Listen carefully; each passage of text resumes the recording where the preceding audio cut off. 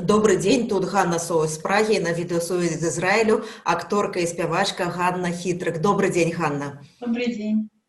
Днями вышла ваша вельмі кранальная песня, лист ці пісьмо по-расейску пра падзеі ў Беларусі. Я ее уже прослухала не один раз и теперь пропоную послухать нашим слухачам и глядачам.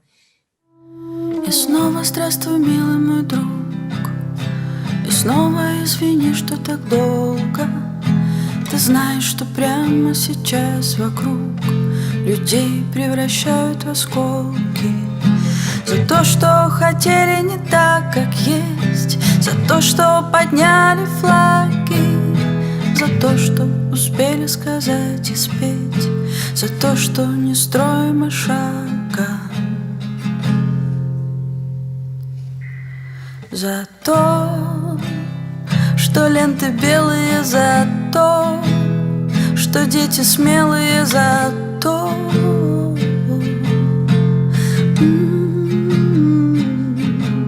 за то, что хочется кричать, за то, что тяжело прощать, за то.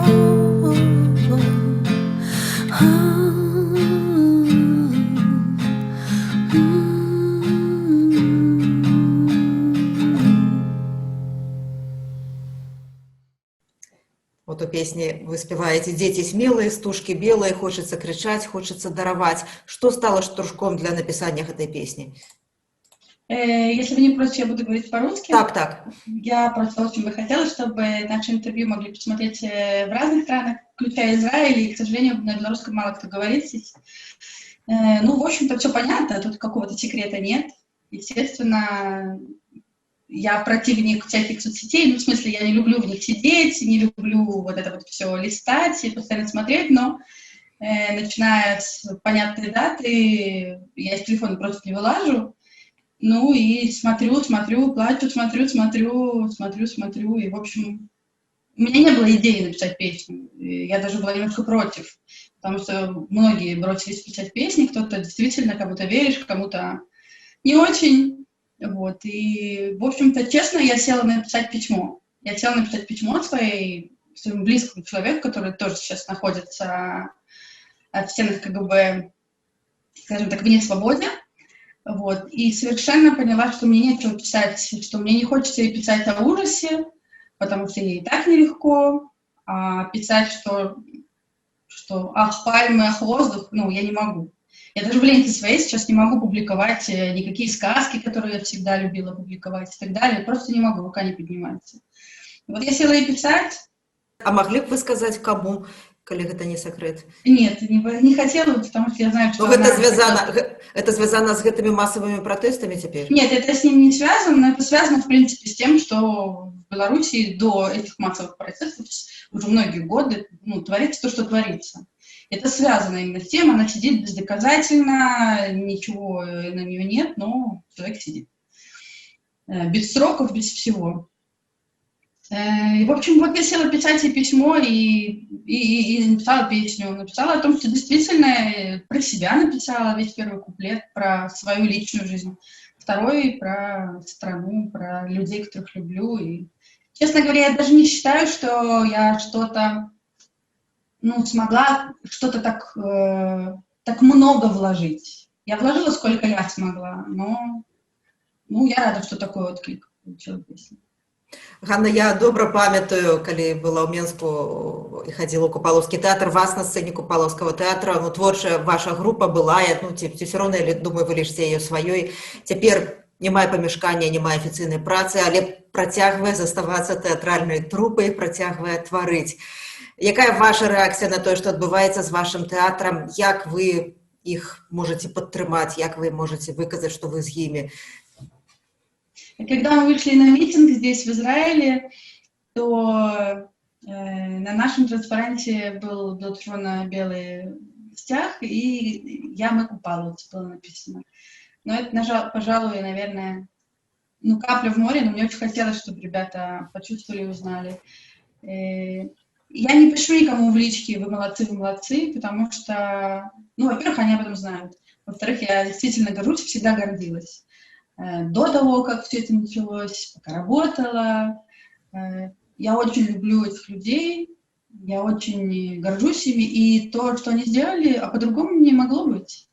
Это невозможно сделать. Я, ну, даже не вижу какого-то другого варианта развития событий. Когда появились первые новости об этом мы сразу же с Сережей, с моим мужем, который тоже был актером Купаловского театра, первое, что сказали, молодцы. Первое, что сказали, да, мы бы тоже так сделали. И я думаю, что это был не какой-то эмоциональный порыв, это была действительно гражданская позиция. И по-другому быть не может просто. И да, люди потеряли работу, да, они потеряли здание, в котором они могут работать, но они не потеряли свою профессию, они не потеряли своих друзей, они, наоборот, приобрели очень много друзей, очень многих зрителей. И вот скоро будет премьера 12 числа Тутейши, и, конечно, мы все будем смотреть, какая разница в каких стенах. Это стены, это просто стены, и они вернутся, и Купаловский будет здание, будет опять более удобно, и все будет хорошо. Ужас не в том, что люди теряют работу, ужас в том, что люди теряют жизнь. Люди умирают, людей убивают. Вот это я даже не знаю, как комментировать. Я не представляю, как сейчас там ребятам, потому что я здесь далеко через море, просто постоянно рыдаю. Просто ужас какой-то. Напэўна, гадна, все люди, я так само знаходжуся у Чехії, не в Беларусі, і многі люди з інших країн світу, беларусы, з якими говориш, вони кажуть, що ми страшно переживаем, дрэнна спім, спрабуем нешта зрабіць, што мы зможем, выходзяць на мітынгі, як вы выходили, цяпер будзе завтра жаночы марш па ўсёй Беларусі, па многіх краінах свету, там, падаецца, 30 краінаў свету бяруць удзел. И часам гэта адчуванне, што нічога не атрымліваецца, што все завершаецца, што ўлада мацнейшая, што рэпрэсіі, а потым нядзеля і зноў бачыш гэтыя натоўпы людзей, і зноў натхненне такое. Як у вас гэта адбываецца? Ці стала лягчэй за 2 месяцы? Які ваш рытм жыцця цяпер разам з беларускімі падзеямі? У меня есть какая-то детская глупая вера от самого начала до самого конца, потому что если не верить, тогда ничего смысла не имеет. Ведь это же не был какой-то порыв, да, давайте сегодня мы выйдем на марш, а потом все люди прекрасно понимали, что встретятся с агрессией. Все понимали. Конечно, надежда в то, что люди остаются людьми, она была.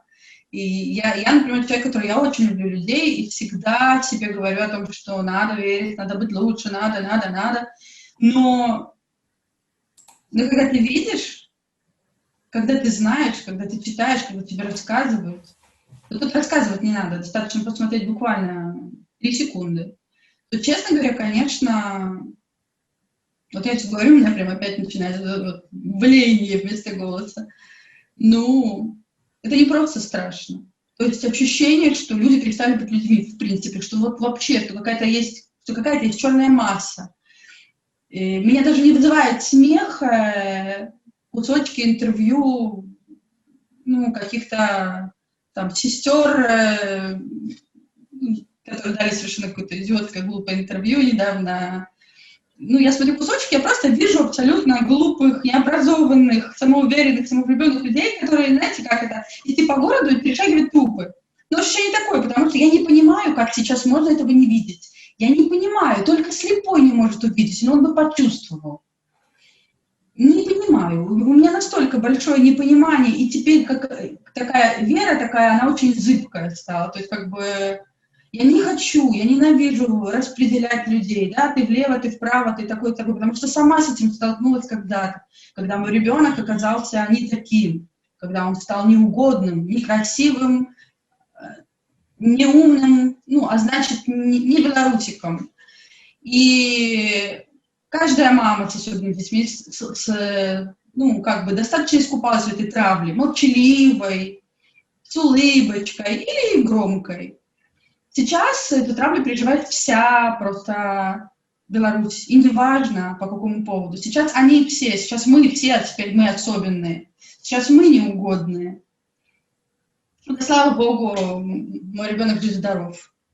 В общем, страшно настолько, что никогда не было так страшно. Никогда казалось, что я умру, мне не было так страшно. Пісьменнік Саша Філіпенка назваў беларускі пратэст маральна-этычным, но у гэтага пратэсту ёсць і свая эстэтыка. Вы назвалі уже сестер Груздзевых, так, ёсць яшчэ Саладуха, ёсць яшчэ ёсць яшчэ людзі, якія выходзяць на праўладныя мітынгі. Як тэатральны чалавек, як чалавек мастацтва, з пункту гледжання эстэтыкі, паглядзець на твары, на то, як это адбываецца, вот, якое у вас уражанне, які гэта кантраст? Я думаю, что мы прекрасно все знаем, что бы я сейчас могла сказать. Наверное, его даже нет. Знаете, как когда есть картина, а есть мазня. Но любую мазню, тот, кто это намазал, может сказать, что это картина. Когда это делают дети, это умиляет. Когда это делают взрослые, то тебе кажется, что человек либо глуп и очень самовлюблен, либо он пытается себя обмануть, называя мазню картиной. Вот так и здесь. Те имена, которые вы назвали, здесь Солодухи, Груздевы, я сомневаюсь, что они ходили на митинги, если честно. Я сомневаюсь, они так себе там в ленточках пишут, говорят какие-то глупости серии. Я пишу песни, я зарабатываю деньги, в Беларуси все хорошо. Я? И в Беларуси все хорошо. Это очень разные вещи. Потому что Беларусь это миллионы я. Так вот, все хорошо, это когда миллионы я говорят, я занимаюсь, не знаю, земледелием, а он пишет песни, а она рисует, она танцует, она корреспондент, она дворник. Ей нравится, нам хорошо. Так вот это вот в Беларуси, ну, это страна. А когда человек говорит «я» и «мне хорошо», я не думаю, что это страна. И нет даже, ну, я вот честно скажу, я думала, нет здесь картины, здесь нет сравнения поэтому. Потому что я вижу запуганных людей, которые одевают маску глупости. Ну, потому что им страшно, нам ничем страшно. Ну, вот им страшно, и они решили выбрать вот такой путь. Все еще жить вот по той схеме, которую нас учили очень многие годы, все постсоветское пространство с моего детства нас учили бояться. Учили бояться уйти с работы, говорили, ты что, все, взяли на работу, сиди, куда ты рыпаешься. Учили бояться разводиться, и женщины бедные терпели, их били, им говорили, а где ты лучше найдешь. Учили брать, не говорить о плохих оценках, потому что ты боялся. Учили всю жизнь стыдиться себя. И вот и мы все выросли такими какими-то. Вот я сейчас до сих пор хожу, мне говорят, чего ты так себя не любишь? Чего ты вот это делаешь? Вот смотри, она делает так. Я говорю, ну это она, я не могу. Вот всю жизнь нас учили этому. Просто кто-то находит в себе силы, потом сказать, ты, мне 40 лет, или мне 30 лет, или мне 20 лет, или мне 60, или мне 80, и мне надоело бояться. Классно, это был кто-то первый, потом второй, третий, все начинают открывать глаза. А кто-то говорит, вы что? Не-не-не, я продолжаю. Ну вот как я могу сравнить? Это несравнимо. Ёсць тыя, хто сапраўды баіцца і хто маўчыць, а ёсць тыя, ну, от людзі, якія фальсіфікавалі выбары, людзі, якія зараз выносяць судовыя прысуды, якія даюць паказанні, фальшывыя паказанні ў судзе, так, ну, якія зараз у гэтых чорных балаклавах.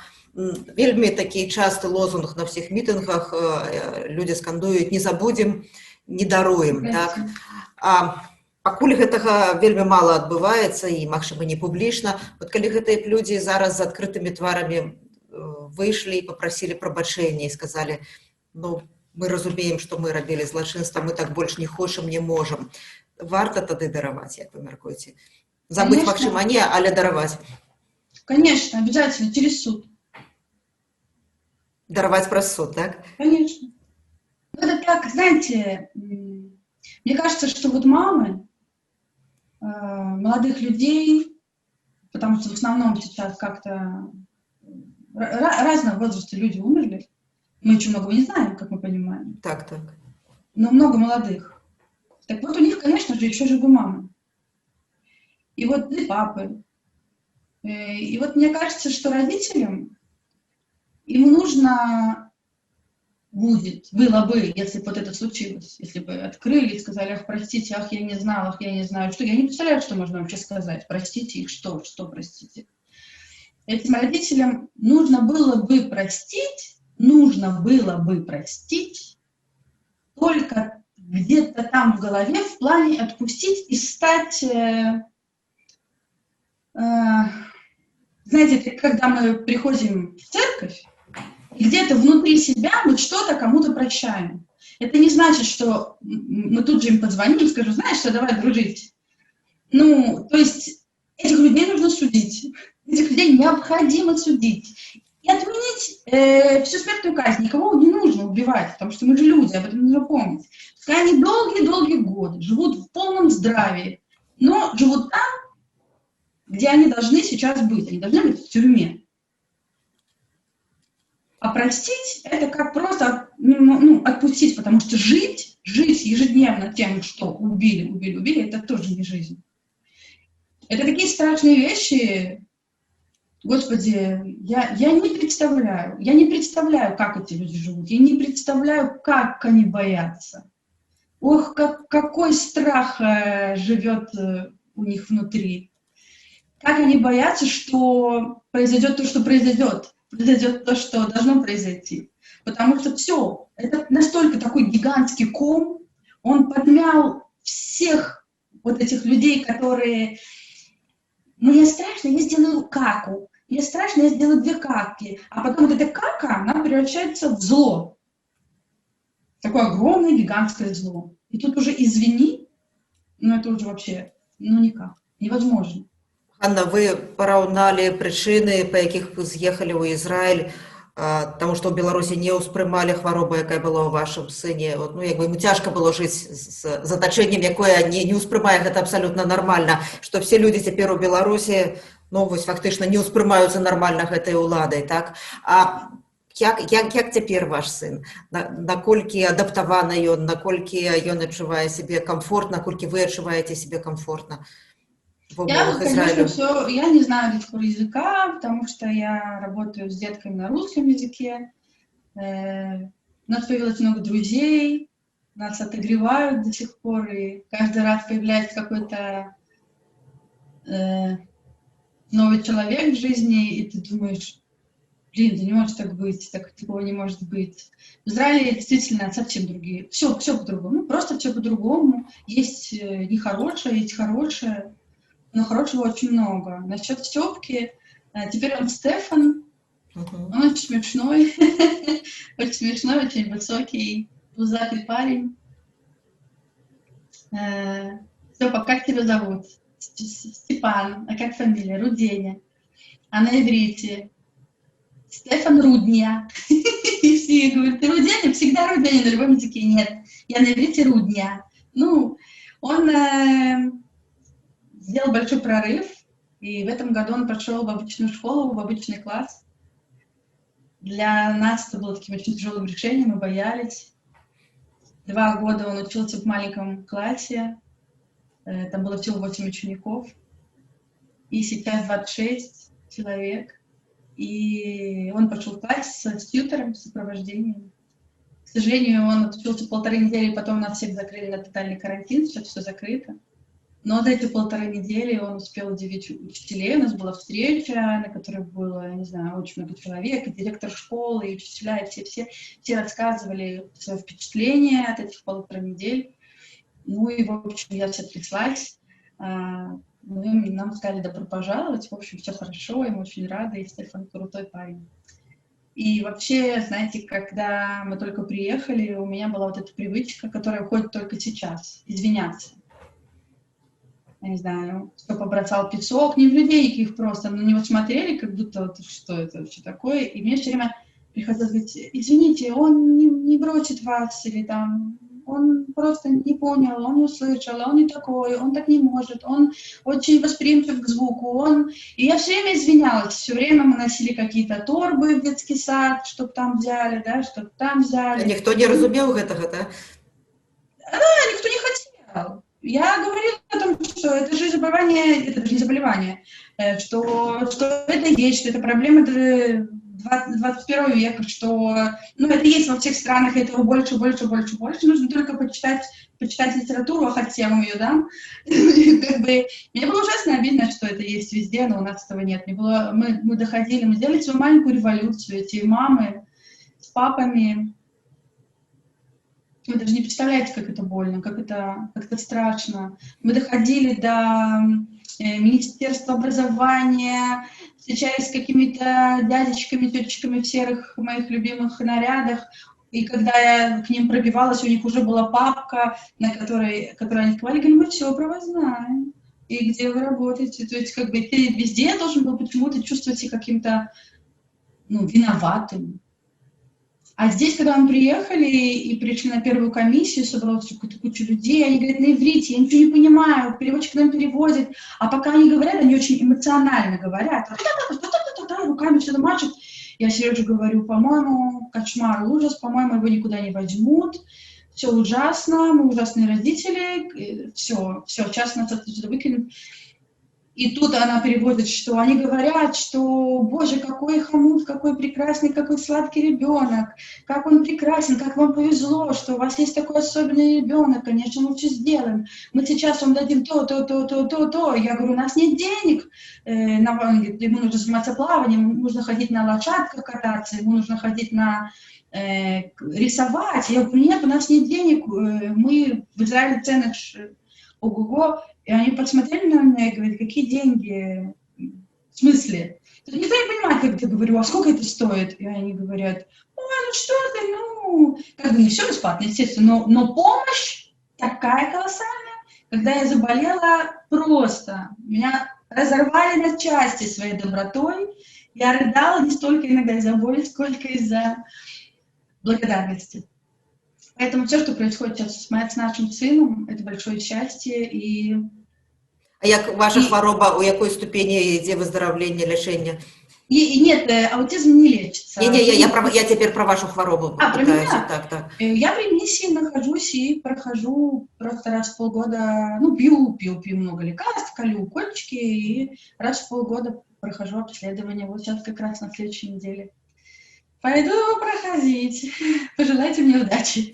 Да, безумоўна, удачи вам, все у вас абавязкова павінна быць добра у вашай сям'і. А я хотела яшчэ запытацца пра вашу творчую працу, пра ваш тэатр, пра ваши дзіцячыя тэатральныя групкі. Як там ідзе праца? Ну, вот все было бы неплохо, но у нас второй раз закрывают очень серьезно, мы не ходим дальше, чем магазин от дома, который близко. 1000 метров ты можешь отойти от дома, и то по веской причине, не знаю, погулять с собакой или продукты купить. Вот, поэтому сейчас все остановлено, мы сидим в очень, называется, экономном режиме, трясясь и молимся, чтобы это как-то, побыстрее все разрулилось. И так вообще здорово.